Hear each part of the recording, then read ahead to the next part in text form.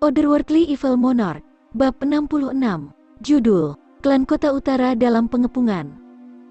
Wajah kakek Tang cemberut saat dia berdiri di depan pintu utama, matanya berkedip dengan sedikit harapan.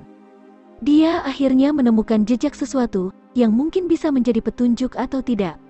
Namun, kakek Tang tidak bisa menunggu lagi. Mengirimkan pasukannya pada siang hari akan menyebabkan terlalu banyak keributan, tapi sekarang malam itu telah tiba. Dia telah mengumpulkan semua ahli keluarga Tang. 246 orang. 2 ahli peringkat Earth Swan tingkat menengah, 4 ahli Swan tingkat Giok, 12 tingkat emas, 36 tingkat perak, dengan sisanya di tahap puncak kultivasi Swan Ki tingkat ke-9. Untuk gerakan kali ini, kakek Tang Wanli telah mengumpulkan pasukan keluarga Tang dari dalam dan luar kota. Dalam rentang waktu singkat suatu sore, kakek Tang telah memobilisasi orang-orang ini, yang merupakan yang terkuat dalam keluarga Tang. Ini adalah dasar dari keluarga Tang. Tidak ada kesalahan yang diizinkan dalam operasi ini. Untuk operasi hari ini, tujuannya adalah klan Kota Utara. Tang Wanli berbicara kepada semua orang yang hadir dengan wajah cemberut. Ingatlah bahwa tidak ada seorang pun dari klan Kota Utara yang diizinkan untuk melarikan diri, terutama mereka yang memiliki posisi Master Hall atau lebih tinggi. Jangan membunuh, jangan gegabah, tangkap semuanya. Mengerti, dimengerti. Kerumunan itu menjawab serempak. Mereka tidak tahu alasan untuk melawan klan Kota Utara. Mereka juga merasa bahwa tingkat mobilisasi untuk berurusan dengan klan Kota Utara ini agak berlebihan, tetapi melihat ekspresi muram di wajah Tang Wanli, tidak ada dari mereka yang berani. Katakan apapun. Operasi hari ini akan diarahkan oleh senior ini. Jika ada di antara kalian yang melepaskan anggota klan Kota Utara, kirim saja kepalamu untuk menemuiku. Kakek Tang memberikan perintah tegas, lalu perlahan mengamati semua orang yang hadir. Melihat semua orang menjadi lebih waspada, dia melambaikan tangannya. Bergerak, 246 pria berpakaian hitam diam-diam menuju ke pintu. Jubah kakek Tang berkibar tertiup angin malam saat dia melangkah ke pintu. Meskipun dia sudah tua, dia masih kuat. Setiap langkahnya memancarkan intensitas dan menandakan tekadnya yang teguh terhadap operasi malam ini. Tunggu. Aku akan pergi juga. Mengikuti suara itu, sesosok tubuh hitam bergegas keluar dari halaman dalam. Sosok ini dibungkus kain hitam dan menyerupai bakso hitam berbentuk manusia. Meskipun Tang Yuan tidak memiliki bentuk tubuh yang dibutuhkan untuk aktivitas nokturnal, dia tetap ingin ikut bersenang-senang. Namun, karena bentuk tubuhnya yang terlalu itu, dia akhirnya memutuskan untuk hanya membungkus dirinya dengan kain hitam sebelum bergegas keluar. Kembalilah ke kamarmu. Melihat pangsit manusia bergulir ke arahnya, kakek Tang menjadi sangat marah. Dia melakukan tendangan terbang, yang mengakibatkan tubuh Tang Yuan seberat 400 lebih jin, 241 kg, menembak kembali dari halaman ke dalam ruangan, mendobrak pintu ruangan dalam prosesnya. Dengan suara robek, kain hitam itu robek, memperlihatkan bokong dan paha putih. Perutnya yang bulat tergeletak di atas tanah, tangan dan kakinya tergantung di udara.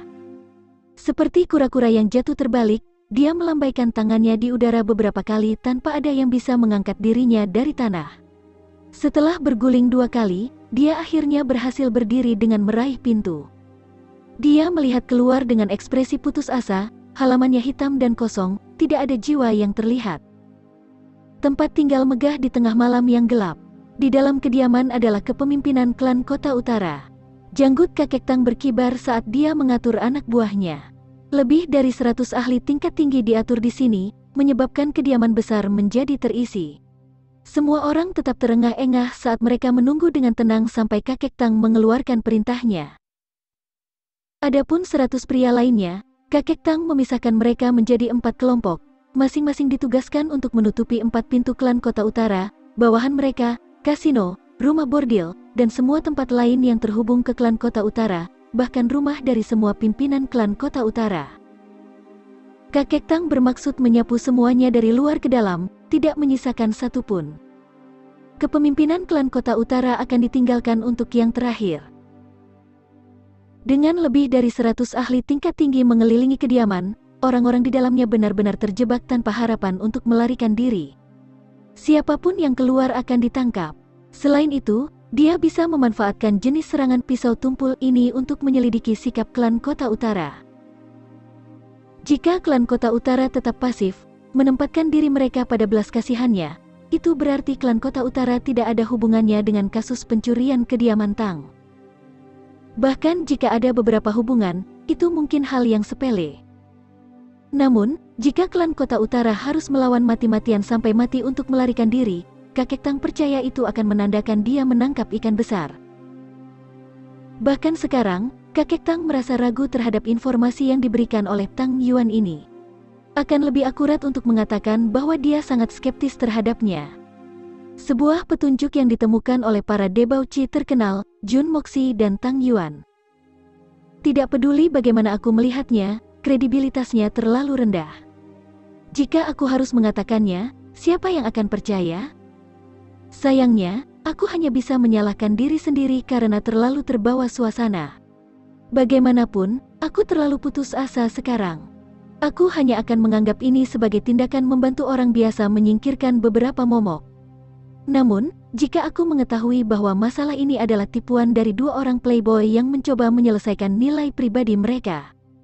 Bahkan jika Jun Santian mencoba menghentikanku, senior ini akan menangkap Jun Moxi dan Tang Yuan dan memberi mereka pukulan yang bagus. Aku akan kalahkan Jun Moxi sampai dia gemuk dan kalahkan Tang Yuan sampai kurus. Biar bentuk tubuhnya berubah, Wajah kakek Tang adalah topeng volatilitas saat dia mengertakkan gigi. Melihat gang di depannya, dia melihat karung tawanan yang diikat bertambah satu persatu seperti pangsit. Kakek Tang menghela nafas, setelah memutuskan untuk kembali ke rumah dan memberikan pelajaran yang baik kepada kedua orang yang tidak senonoh itu. Kedua orang yang tidak senonoh itu telah menjadi terlalu berani. Sudah setengah jam sejak kediaman ini dikepung. Semua orang yang keluar dari tempat ini ditangkap satu demi satu, kibatin mereka disegel, anggota tubuh mereka diikat, mulut mereka terisi dan ditumpuk di sini. Jumlah pria yang ditangkap menjadi cukup signifikan dan seharusnya menimbulkan semacam tanggapan. Namun, masih belum ada tanggapan dari mereka. Dengan demikian, kakek Tang percaya bahwa klan Kota Utara tidak ada hubungannya dengan pencurian inti Suan. Itu sebenarnya masuk akal. Lagi pula, berapa jumlah klan Kota Utara ini? Bisakah mereka punya nyali untuk mengganggu kumis harimau keluarga Tang aku? Siluet muncul dari segala arah ketika para ahli dari keluarga Tang semuanya kembali satu demi satu, tangan mereka membawa beberapa orang, semuanya ditangkap dan dibundel. Serangan terhadap sisi luar klan Kota Utara telah berakhir. Kakek Tang sangat kecewa, wajahnya berkedut, hatinya mengutuk. Tang Yuan, Jun Moxi, senior ini tidak akan pernah memaafkan kalian berdua bajingan. Kamu berani datang bersama untuk menipu aku agar bertindak sebagai pion kamu? Senior ini bersumpah bahwa kakek Tang tidak punya waktu untuk mempertimbangkan apa yang akan dia lakukan karena pada saat ini, sosok gelap yang tak terhitung jumlahnya melompat keluar dari dalam tembok perumahan klan Kota Utara. Masing-masing memegang proyektil yang dilepaskan, menciptakan hujan proyektil untuk turun ke atas para ahli dari tim penyergapan keluarga Tang. Pada saat yang sama, teriakan terdengar dari dalam dan orang-orang mulai keluar dari pintu utama, pintu belakang dan pintu samping, mirip dengan granat yang meledak. Mereka berani berperang tanpa menyatakan niat mereka dan bahkan tidak menunjukkan keinginan untuk bernegosiasi dengan kakek Tang. Selain itu, mereka semua berusaha mati-matian untuk melarikan diri, seolah-olah membenci kenyataan bahwa orang tua mereka hanya memberi mereka dua kaki. Apa artinya ini? Sialan, reaksinya ternyata sangat kuat. Apakah ada perbedaan antara tindakan mereka saat ini dengan tindakan pemberontak? Kakek Tang menatap dengan mata melotot, matanya hampir keluar. Perubahan mendadak dalam skenario ini menyebabkan pikiran kakek Tang sedikit melambat. Setelah beberapa saat, dia dengan keras menamparkan pahanya sendiri.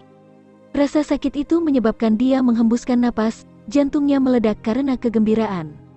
Sebuah pertunjukan akan datang. Beberapa teriakan terdengar dari anggota tim penyergap keluarga Tang. Perubahan itu terjadi terlalu cepat, ditambah lagi adanya perbedaan level kekuatan yang menyebabkan tidak sedikit dari mereka yang terkena proyektil. Luka yang disebabkan oleh serangan mendadak ini tidaklah ringan. Orang-orang yang tersisa berpisah dan menyerang anggota klan Kota Utara yang bergegas keluar. Suara benturan pedang bisa terdengar saat jarak antara kedua sisi semakin dekat. Warna-warna cerah dari ungu, hitam, perak dan emas bersinar di seluruh area, melukis pemandangan yang menakjubkan untuk saat ini. Interval waktu antara saat anggota klan Kota Utara membuang proyektil sampai saat mereka bergegas keluar untuk bertarung sangat singkat. Bisa dikatakan terjadi secara bersamaan.